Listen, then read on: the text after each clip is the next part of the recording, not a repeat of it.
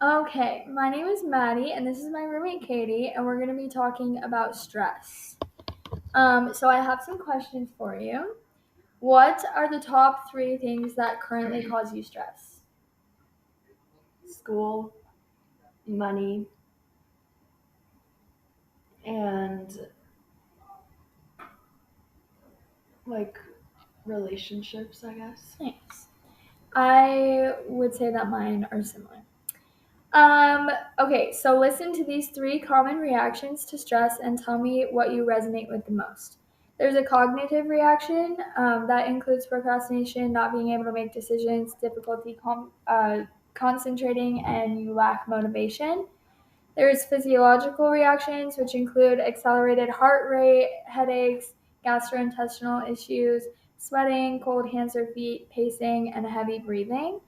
And then there's also behavioral issues or reactions that include drinking alcohol, smoking weed, or doing things that will immediately eliminate stress for a second, like going shopping or getting a coffee. So, what do you think when you're stressed, you immediately go to? The physiological or Yeah. behavioral. Okay. Do you get like sweaty hands and like just fast heart rates? Yeah. Interesting. Okay.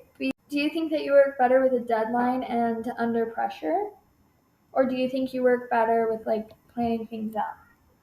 Okay, probably planning things out. Okay, very nice. I think I work better under pressure, but it stresses me out like more. Mhm. Did you know that at some point your eustress, which is good stress that keeps you motivated and productive, could start to turn into distress and go downhill? After a while, you can develop exhaustion, fatigue, and have bad performance because you are at such a high stress level that your mind like can't keep up. Um, did you know that?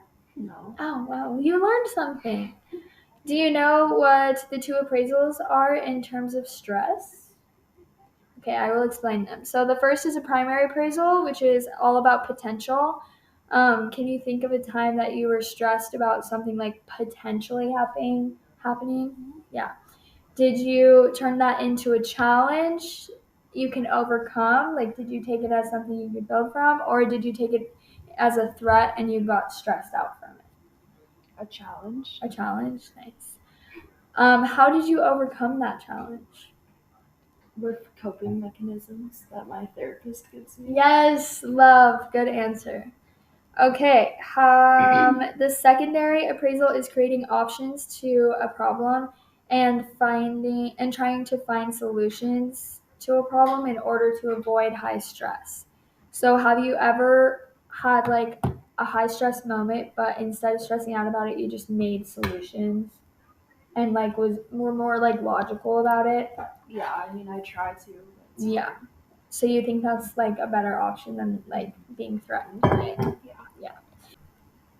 If you were to go on a hike and saw a bear walking towards you, do you think that you would have a flight or fight reflex or freeze?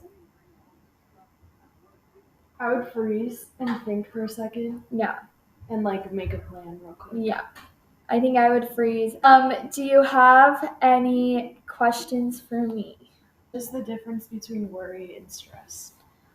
Worry is much more of a mental thing, whereas stress is physical and mental. Worry is more of a chain of thoughts that are really hard to control, where stress is a reaction to an event or a threat and um, to something that actually happened or has potential to happen.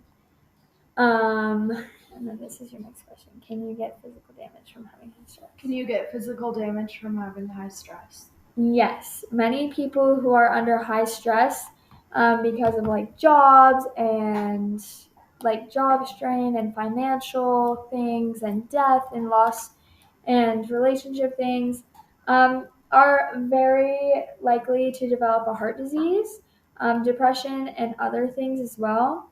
We also learned that cortisol, a heightened amount of cortisol, which is a stress hormone. Once that just like goes on overdrive, you just completely go down low because your brain has been working so hard. So that is why a lot of antidepressants have things that take away cortisol because the stress. causes you sadness and depression. Ultimately, stress is important to avoid, but learning how you tend to deal with stress will help you manage it and make solutions ultimately help your health and mind. The end.